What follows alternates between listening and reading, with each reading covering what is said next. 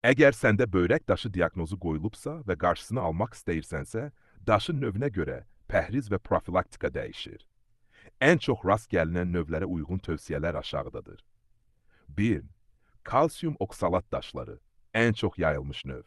Nə etməli? Oksalatı azaldın. İspanaq, rəndə pendir, çuğundur, qoz fındıq, şokolad, kakao, çay bu məhsullardan uzaq durun.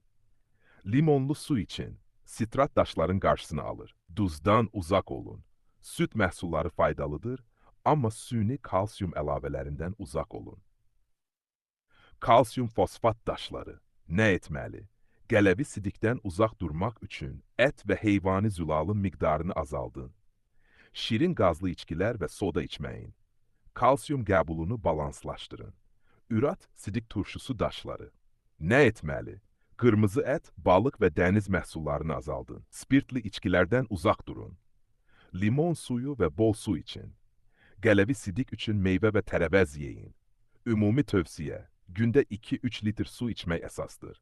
Axşam və səhərlər 1 stəkan limonlu ilıq su için. Cəfəri və qarğıdalı saçağı çayını həftədə 2-3 dəfə qəbul edə bilərsin.